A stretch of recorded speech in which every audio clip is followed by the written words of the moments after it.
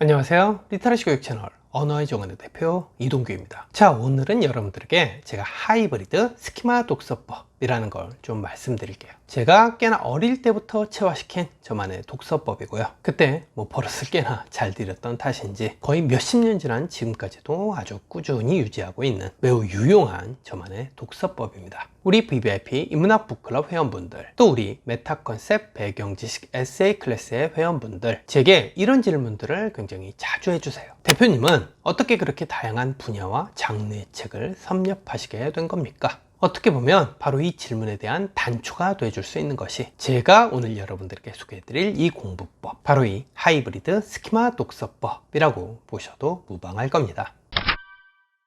사실 이 독서법은 버전이 좀 다양합니다. 제 독서 인생이 또 그렇게 짧지는 않지 않습니까? 이 길다면 긴 독서 인생의 시간 동안 제 나름대로 독서 내공을 쌓으면서 이 하이브리드 독서법의 종류와 층위, 레벨과 스타일 등이 다양해진 건데요. 오늘은 이 중에서 기본 중에 기본, 기초 중에 생 기초부터 우선 하나 자세히 소개를 해드리겠습니다.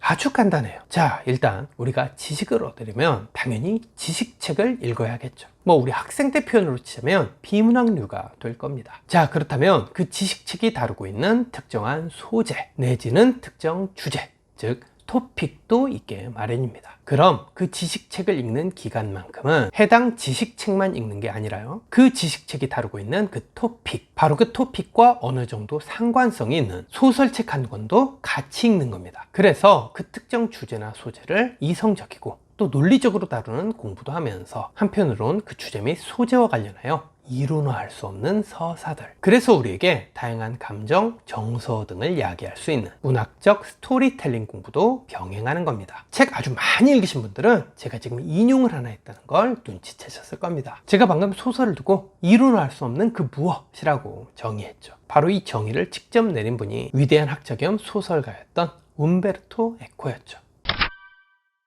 그래서 제가 하이브리드 독서법이라고 이름 붙인 겁니다. 섞였단 거죠. 자, 이게 그럼 공부법 차원에선 어떠한 효과가 있는 걸까요? 바로 그 토픽에 관한 표상이 넓어지는 겁니다. 그 주제에 대한 스키마가 다양해지고 질적으로 깊어지는 거라고 볼 수 있죠. 그래서 이것도 일종의 스키마 독서법이라고 볼 수 있는 거예요. 예를 들면 이런 겁니다. 우리가 수학 관련한 지식책을 보면서 차원론이라는 걸 공부하는 중이라고 쳤을 때, 실제 이 차원을 소재로 한 소설도 같이 읽으면 뭔가 지식책으로만 읽었을 때 선뜻 잘 그림이 안 떠올랐던 것들이 아주 묘하게도 내 머릿속에서 구체적으로 이미지화 된다는 느낌이 들어요. 그래서 실제로도 역사상 위대한 수학, 과학자들 중에 상당수는 나름대로들 은유와 상징, 또 비유와 이 묘사의 달인들이었습니다. 문학적 소양, 교양 차원에서의 학문적 베이스가 꽤나 풍성한 경우들이었죠.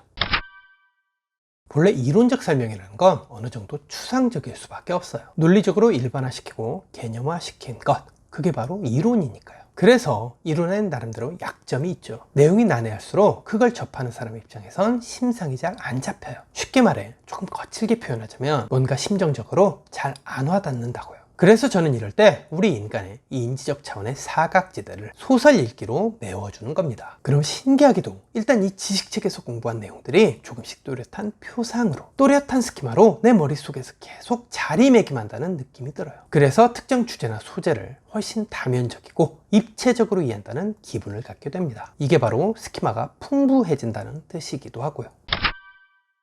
아마 꽤 영민하신 분들은 영상을 이쯤 보시다가 이러한 의구심도 드셨을 겁니다. 지식책들도 읽다 보면 그 지식에 대한 부연 설명으로서 나름 예시라든가 예화, 다양한 비유나 상징 등을 집어넣잖아요. 그런데 굳이 소설까지 찾아 읽어야 할 이유가 있나요?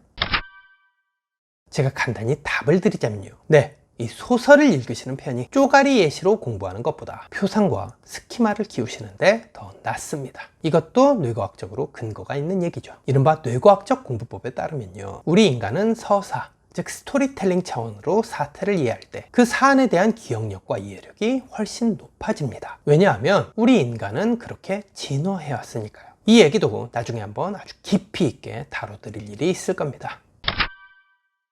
자, 이 소설 읽기를 지식책과 병행할 때 공부법적 효과. 이 독서법 차원의 효과들은 사실 이것 말고도 훨씬 더 많긴 합니다. 하지만 일단은 오늘 제가 알려드린 이 공부법, 하이브리드 스키마 독서법, 이 제1단계부터 차근차근 시작해 보시길 추천드립니다. 물론 이걸 하시다 보면 다소 의외의 난관들도 있긴 할 겁니다. 일단 내가 읽고 있는 그 지식책이 다루는 주제와 정합성이 높은 그런 최적의 소설을 찾는 것이 생각보다 꽤 쉽진 않고요. 지식은 지식대로, 또 서사 영역은 서사의 영역대로 내 뇌의 다양한 영역과 부위를 가동시킨다는 것이 인지적으로 꽤 부담이 되고요. 에너지 소모도 크죠. 하지만 그럴 만한 가치와 효과는 매우 충분한 공부법이니까요. 여러분들도 이 하이브리드 스키마 독서법 꼭 한번 제대로 실천해 보시길 부탁드립니다.